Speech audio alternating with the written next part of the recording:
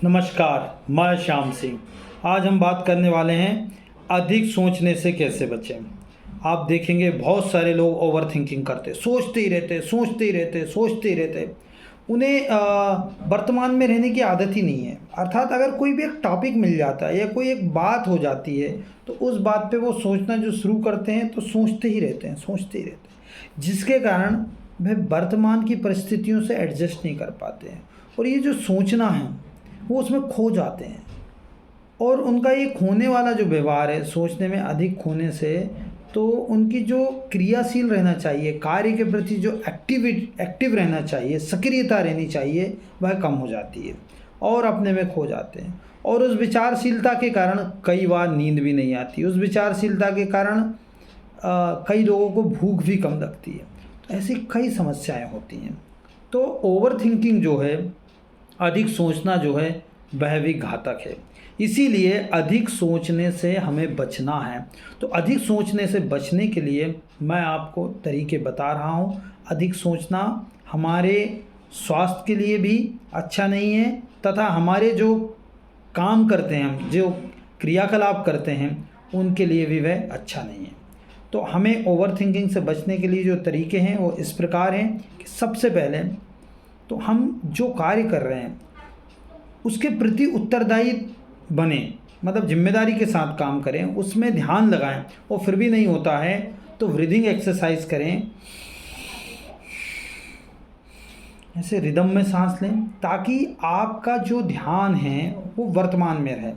क्योंकि हमारा जो सारा जीवन है सांसों पर निर्भर है। जब हम सोचते हैं तो अलग प्रकार से एक सांस लेते हैं, जब सोते हैं तो अलग प्रकार से सांस लेते हैं, काम करते हैं तो अलग प्रकार से सांस लेते हैं। और जब हम मेहनत का कार्य करते हैं, जैसे दौड़ रहे हैं, भाग रहे हैं या कुछ बहुत मेहनत वाला फिजिकल वाला काम है, तो आप देखेंगे हमारी सांस एक रिदम में नाभि तक आती है। जबकि हम सोचते हैं तो यहाँ से सांस हमारी रिटर्न चली जाती है। तो इतना जो स्पेस बचता है उसमें हम बहुत अधिक सोचते हैं। तो हम उस सोचने को कम करने के लिए हम ब्रीदिंग एक्सरसाइज बहुत स्लोली रिदम के साथ लगभग दिन में ऐसा 4 से 5 बार 1-2 मिनट करें, जिससे आपका वो जो रिदम है सोचने वाला वह टूट जाएगा। दूसरी चीज़, मेडिटेशन करें। मेडिटेशन ध्यान भी क्या है, आपको विचार शून्य करती है। आपके जो विचार अधिक चल रहे हैं उनको रोकने का काम करती है और वह आपको अपने आप से साक्षात्कार कराता है।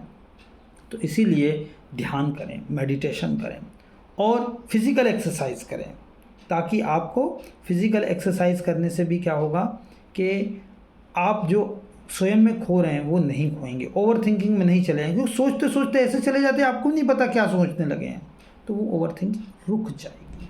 एक तरीका तो ये भी है।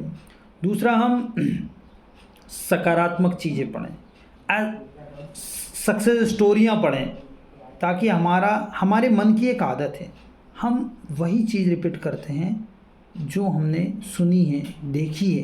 तो हमारा ये जो मन है उन्हीं को रिपीट करता है। तो आप सकारात्मक स्टोरियाँ देखिए, सक्सेस स्टोरियाँ देखिए, अच्छी चीज़ें देखिए, ताकि वह मन रिपीट करे। और अधिक जब इन्हीं को रिपीट करेगा मन, तो आपका एक वातावरण बनेगा, ताकि आप उससे निकलेंगे, ओवर थिंकिंग से निकलेंगे, वर्तमान में रहेंगे। और वर्तमान में रहने के लिए ये बहुत ज़रूरी है कि आप वर्तमान से सामंजस्य स्थापित करें। और वर्तमान से अगर आपने सामंजस्य स्थापित नहीं किया तो आप खोते जाएंगे और कहीं ना कहीं आपकी पढ़ाई भी अवरुद्ध होगी।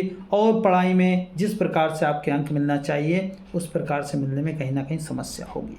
तो हमें ओवर थिंकिंग से बचना है, चाहे पढ़ाई के लिए हो, चाहे हम कहीं जॉब कर रहे हो तो जॉब की क्रियाशीलता, सक्रियता में कमी आ जाएगी। तो हमें सक्रिय रहने के लिए और इसके लिए वर्तमान में एडजस्टमेंट करना बहुत ज़रूरी है। इसीलिए योग करें, मेडिटेशन करें, सकारात्मक रहिए, सक्सेस स्टोरी पढ़िए और क्रिएटिव रहिए, कुछ ना कुछ करते रहिए, ताकि आप वर्तमान में रहेंगे और सक्रियता के साथ काम कर पाएंगे। फिर मिलेंगे एक नए वीडियो के साथ। नमस्कार।